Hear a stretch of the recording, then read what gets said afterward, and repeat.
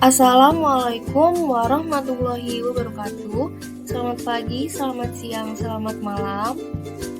Pada pertemuan kali ini kita akan membahas tentang limit dalam mata kuliah Kapita Selekta Matematika Geometri dengan dosen pengampu Ibu Atinwarni MPD. Pada pembahasan kali ini akan dipaparkan oleh kelompok 7.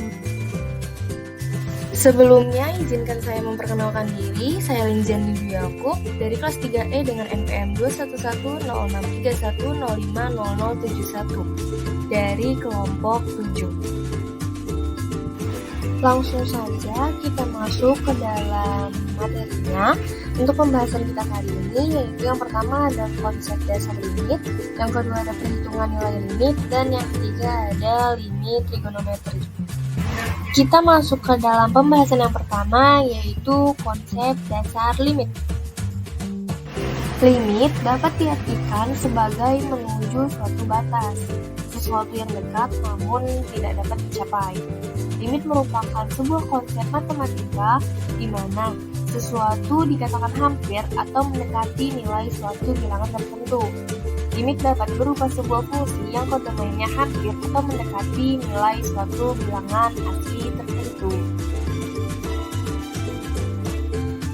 Biasanya, suatu fungsi tidak terdefinisi pada titik-titik tertentu. Dengan itu, limit menjelaskan suatu fungsi jika batas tertentu didekati. Walaupun fungsi seringkali tidak terdefinisi untuk titik tertentu, namun masih dapat dicari tahu berapa nilai yang didekati oleh fungsi tersebut apabila titik tertentu semakin dekat. Itu dengan cara limit itu sendiri.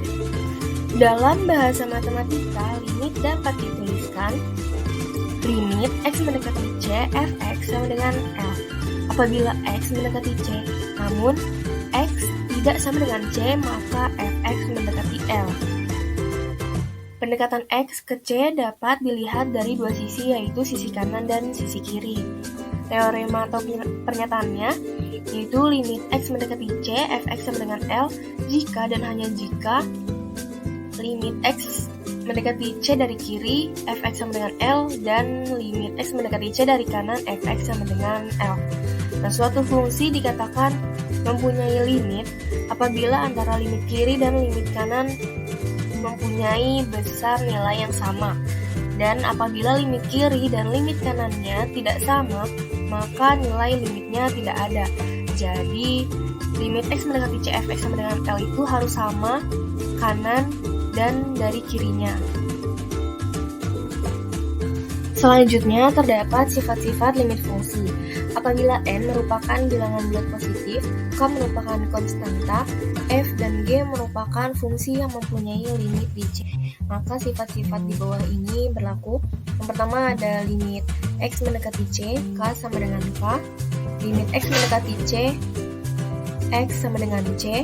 Limit x mendekati C, k fx itu sama dengan k.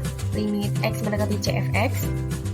Lalu ada limit x mendekati C fx ditambah gx itu sama dengan limit x mendekati C fx ditambah limit x mendekati C gx. Lalu selanjutnya untuk yang pengurangan dan perkaliannya sama, hanya beda di tandanya saja. Lalu untuk yang pembagiannya yaitu ada limit x mendekati C fx per gx itu sama dengan limit x mendekati C fx per limit x mendekati C gx. Nah, untuk limit x mendekati C gx-nya itu tidak boleh sama dengan 0 karena nanti dia akan menjadi bilangan tak tentu. Nah, selanjutnya ada limit x mendekati C untuk fx dipangkatkan n itu sama dengan limit x mendekati C fx dipangkatkan n. Nah, lalu selanjutnya ada limit x mendekati C akar pangkat n dari fx itu sama dengan akar pangkat n dari limit x mendekati C fx. Nah, untuk limit x mendekati C fx-nya itu harus lebih dari 0 bila n-nya genap. Nah, itu jadi terdapat beberapa sifat-sifat limit fungsi. Untuk pembahasan materi selanjutnya yaitu perhitungan nilai limit. Baik, kita masuk ke metode yang pertama, yaitu yaitu terdapat metode substitusi. Nah, metode substitusi ini merupakan metode yang paling mudah untuk menentukan hasil suatu limit fungsi dengan mensubstitusi langsung nilai ke dalam fungsi f(x). Nah, misalkan di sini terdapat contoh limit x mendekati 4, x pangkat 2 dikurang 4 per x ditambah 1 sama dengan, lalu kita substitusikan saja si x4 ini ke dalam fungsi f(x)-nya.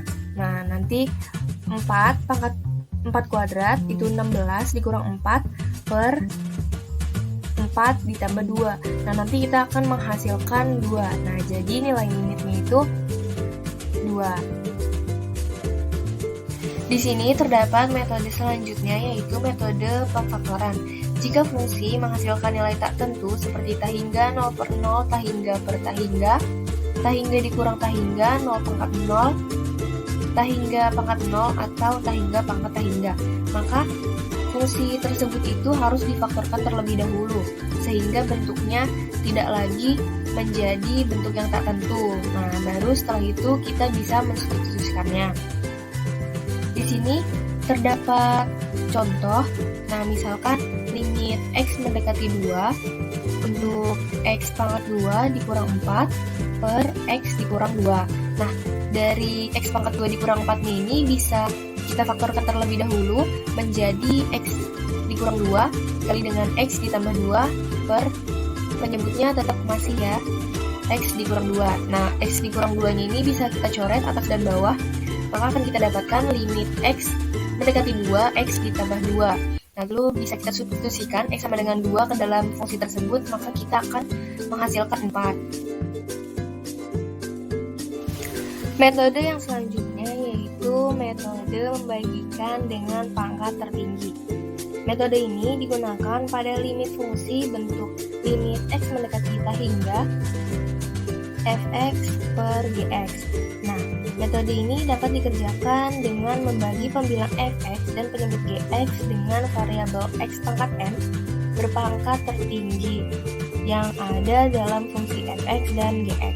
Setelah itu baru dapat disubstitusikan dengan x mendekati c. Di sini terdapat contoh, misalkan limit x mendekati tahingga 4x ditambah 1 per x kuadrat dikurang 2. Lalu ini bisa kita bagi. Nah, untuk pangkat tertingginya antara pembilang dan penyebut yaitu x pangkat 2. Kita bagi x pangkat 2. Limit x mendekati tahingga 4x per x kuadrat ditambah 1 per x kuadrat per x kuadrat dikurang 2 per x kuadrat. Itu sama dengan limit x mendekati tahingga 4 per x ditambah 1 per x kuadrat per 1 dikurang 2 per 2x kuadrat. Nah, maka kita bisa substitusikan tahingga ke dalam fungsi tersebut menjadi 4 per tahingga ditambah 1 per tahingga dikuadratkan per 1 dikurang 2 per tahingga. Nanti akan menghasilkan 0. Nah, jadi nilai limitnya itu adalah 0. Metode yang selanjutnya yaitu metode mengalihkan dengan akar sekawan. Nah, metode ini digunakan jika pada metode substitusi langsung menghasilkan nilai limit yang irasional. Fungsi dikalikan dengan akar sekawannya agar bentuk limit tersebut tidak irasional, sehingga bisa dilakukan kembali substitusi langsung ke nilai x mendekati c.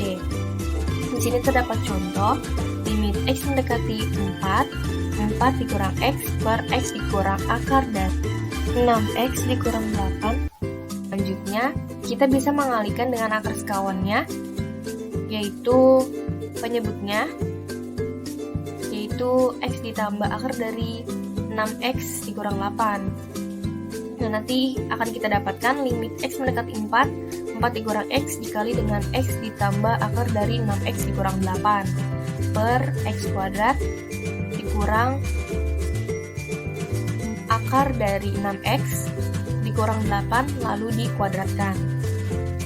Nanti akan menghasilkan limit x mendekati 4 minus dikalikan dengan x dikurang 4 dikalikan dengan x ditambah akar dari 6x dikurang 8 per x kuadrat min 6x plus 8. Lalu bisa kita jabarkan untuk yang penyebutnya, yaitu menjadi X-4 dan X-2. Nah, setelah itu X-4-nya bisa kita coret atas dengan bawahnya, akan mendapatkan limit X mendekati 4 minus dikalikan dengan X ditambah akar dari 6X minus 8 per X dikurang 2. Lalu bisa kita substitusikan, bisa kita masukkan X sama dengan 4-nya ke dalam fungsi tersebut.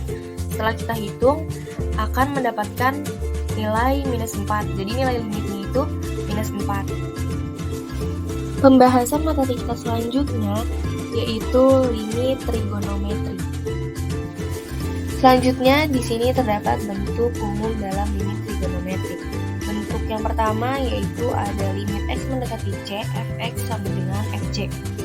Limit dari fungsi trigonometri fx merupakan hasil dari substitusi nilai C ke dalam X dari trigonometri.